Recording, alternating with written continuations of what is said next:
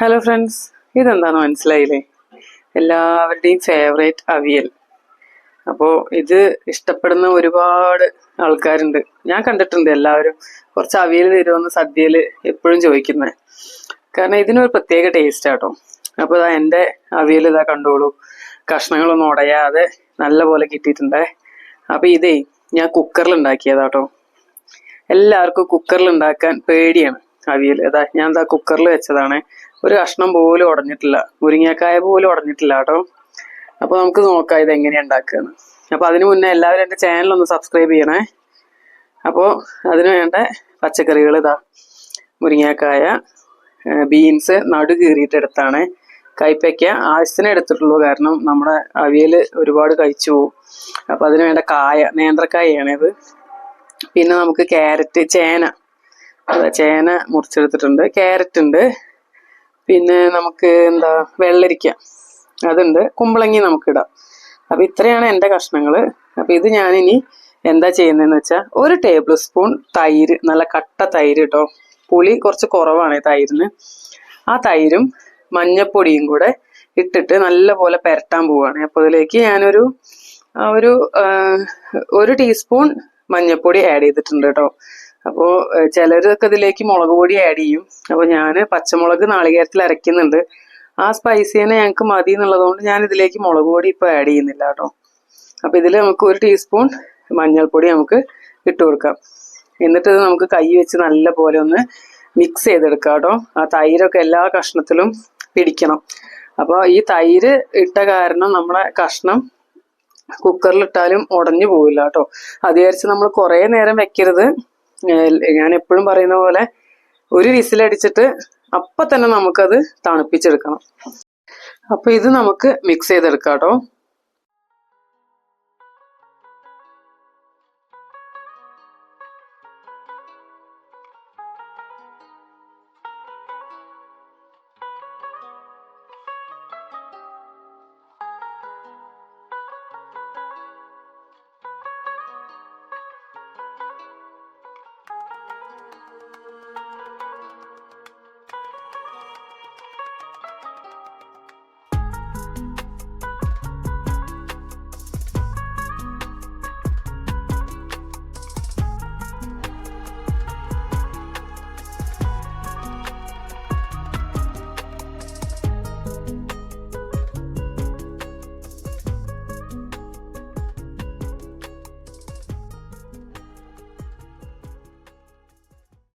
ഇതാ എൻ്റെ എല്ലാം റെഡി ആയിട്ടിരിക്കുന്നുണ്ട്. അപ്പം ഞാനിതിനി കുക്കറിലേക്ക് ഇടാൻ പോവാം. അപ്പം ഞാൻ ഫസ്റ്റ് കുക്കറിൽ എന്താ ചെയ്യുന്നത് വെച്ചാൽ, 2 ടേബിൾ സ്പൂൺ വെളിച്ചെണ്ണ നമ്മുടെ കുക്കറിലേക്ക് ഒഴിച്ചു കൊടുക്കുന്നുണ്ട്.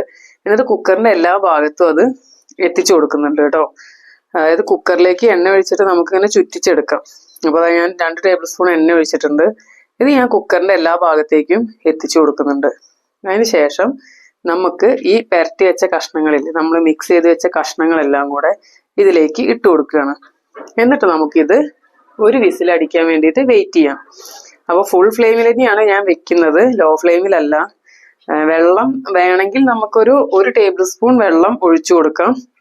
എന്നിട്ടത് നമുക്ക് 1 വിസിലടിക്കുക. ആ സമയത്ത് തന്നെ നമ്മളത് നമ്മുടെ സിങ്കിലേക്ക് ഇറക്കി വെച്ചിട്ട് അതിൻ്റെ മേലെ കൂടെ വെള്ളം ഒഴിച്ച് അതിനെ തണുപ്പിച്ചെടുക്കണം. അപ്പോൾ കുക്കറിൽ ഇതൊക്കെ ചെയ്യുമ്പോൾ ഒന്ന് ശ്രദ്ധിക്കണം കേട്ടോ, പൊട്ടിത്തെറിക്കാനുള്ള പരിപാടികളൊന്നും ആക്കരുത്. അപ്പോൾ അങ്ങനെ നമുക്ക് ചെയ്യാം.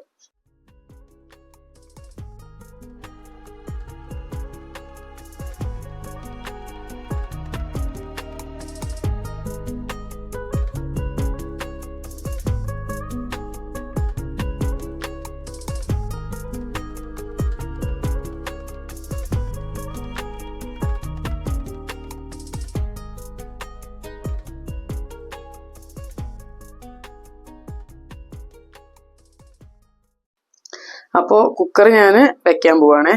ഇനി ആ നേരം കൊണ്ട് നമുക്ക് നമ്മൾ നാളികേരം ഒന്ന് റെഡിയാക്കി എടുക്കാം. അപ്പോൾ ഇതിലേക്ക് ഞാനൊരു 1.5 കപ്പ് നാളികേരം എടുത്തിട്ടുണ്ട് കേട്ടോ. ഈ 1.5 കപ്പ് നാളികേരത്തിലേക്ക് പച്ചമുളക്, ജീരകം, കറിവേപ്പില, തൈര് ഇത്രയും ആഡ് ചെയ്ത് കൊടുത്തിട്ട് ഒന്ന് ക്രഷ് ചെയ്തെടുക്കണം. അതായത് അരച്ചെടുക്കല്ല, ഒന്ന് ക്രഷ് ചെയ്താൽ മതി, ഒന്ന് പൾസ് ചെയ്താൽ മതി നമ്മുടെ ജാറ് മിക്സിയിൽ വെച്ചിട്ട് കേട്ടോ. ഞാനിതിലേക്ക് 3 പച്ചമുളകാണ് എടുത്തിരിക്കുന്നത്. നല്ല സ്പൈസി ഉള്ള പച്ചമുളകാട്ടോ ഇത്. അപ്പൊ ഇതിലേക്ക് 1 ടീസ്പൂൺ ജീരകം ആഡ് ചെയ്ത് കൊടുത്തിട്ടുണ്ട്.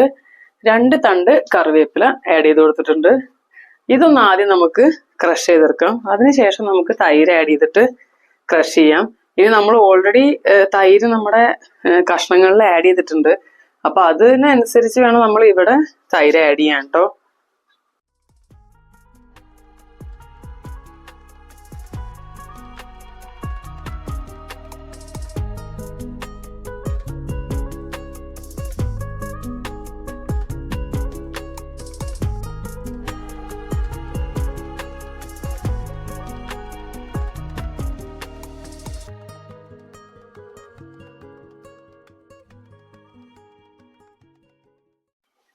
അപ്പൊ ഞാൻ ഇതൊന്ന് ആദ്യം ക്രഷ് ചെയ്യട്ടെ.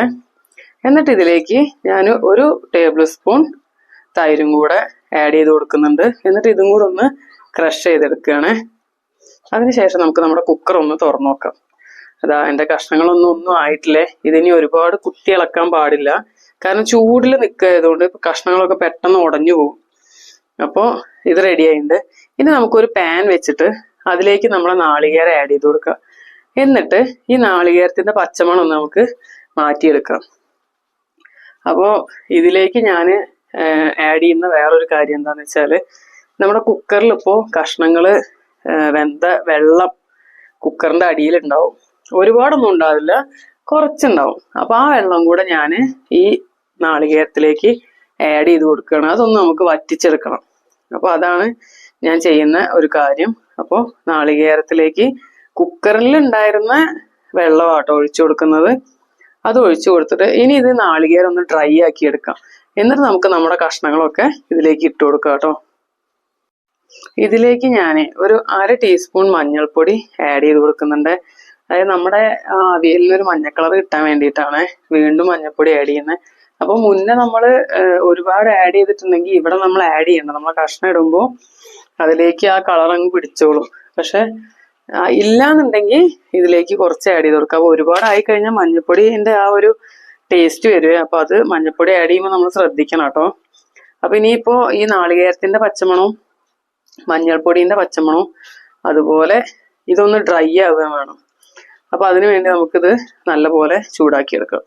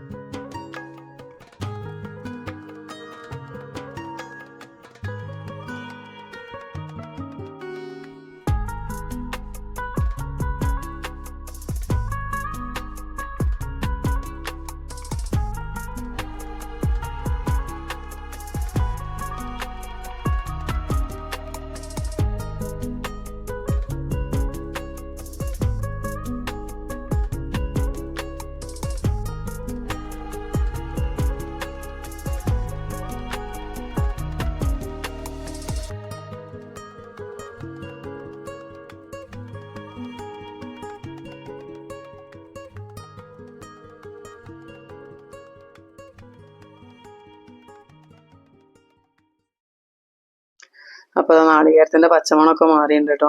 ഇപ്പൊ ഡ്രൈ ആയിട്ടുണ്ട്. അപ്പൊ ഇനി ഇതിലേക്ക് നമുക്ക് കഷ്ണങ്ങൾ ആഡ് ചെയ്ത് കൊടുക്കാം കേട്ടോ. അപ്പൊ ഞാൻ കുക്കറിലുള്ള എല്ലാ കഷ്ണങ്ങളും അതുപോലെ കടായിലേക്ക് തട്ടി കൊടുത്തിട്ടുണ്ട്. ഇനി ഇത് നമുക്ക് ഉടയാതെ ഇളക്കി കൊടുക്കണം. അപ്പൊ മരത്തിന്റെ കയ്യിൽ ഉപയോഗിക്കാൻ ശ്രദ്ധിക്കുക. അതിപ്പോ നോൺ സ്റ്റിക്ക് ആണെങ്കിലും ഏതൊരു പാത്രത്തിലാണ് നിങ്ങൾ ഉണ്ടാക്കുന്നതെങ്കിലും ഒരു മരത്തിന്റെ തവി ഉപയോഗിക്കുകയാണെങ്കിൽ കഷ്ണങ്ങൾ ഉടയാതെ നമുക്ക് കിട്ടും. പിന്നെ ഇത് കുത്തി ഇളക്കാതിരിക്കാൻ ശ്രദ്ധിക്കുക. മെല്ലെ മെല്ലെ നമ്മൾ തിരക്ക് കൂട്ടാതെ മെല്ലെ ഇളക്കിയെടുക്കാൻ ശ്രദ്ധിക്കുക. അപ്പൊ തന്നെ നമ്മുടെ കഷ്ണങ്ങളൊക്കെ ഉടയാതെ കിട്ടും. അപ്പൊ നമുക്കിതൊന്ന് നല്ലപോലെ മിക്സ് ചെയ്തെടുക്കാം.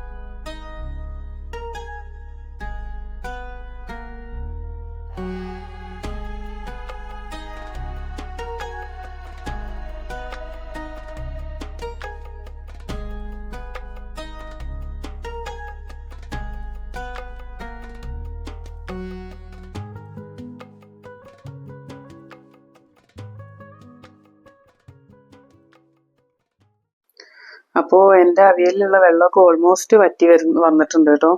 അപ്പോൾ ഇനി നമുക്ക് ഓഫാക്കാം. ഇതിനി തണുക്കുമ്പോൾ ഒന്നും കൂടെ ഡ്രൈ ആയിട്ട് മാറും. അപ്പോൾ ഇനി ഒന്ന് ഇളക്കിയിട്ടതിന് ശേഷം നമുക്കിതിലേക്ക് വെളിച്ചെണ്ണ തൂവി കൊടുക്കാം. ഒരു 1.5 ടേബിൾ സ്പൂൺ വെളിച്ചെണ്ണ ഞാൻ ഒഴിച്ചു കൊടുക്കുന്നുണ്ട്. അതുപോലെ 2-3 തണ്ട് കറിവേപ്പില ആഡ് ചെയ്ത് കൊടുക്കുന്നുണ്ട് കേട്ടോ. എന്നിട്ട് നമുക്കിത് അടച്ചു വെച്ചിട്ട് മാറ്റി വയ്ക്കാം. എന്നിട്ട് ഒരു 2-3 മിനിറ്റ് കഴിഞ്ഞിട്ട് നമുക്കത് തുറന്ന് ഇളക്കിയിട്ട് കൊടുക്കാം കേട്ടോ. അപ്പോൾ ഞാൻ എൻ്റെ സ്റ്റവ് ഓഫാക്കി. അപ്പോൾ ഇനി ഇതിലേക്ക് കറിവേപ്പില ഇട്ട് കൊടുത്തു. ഇനി ഇത് അടച്ചു വയ്ക്കാൻ പോവാണ്. ഒരു 3 to 4 മിനിറ്റ്സ് കഴിഞ്ഞിട്ട് നമുക്കിത് ഇളക്കിയിട്ട് കൊടുക്കാം.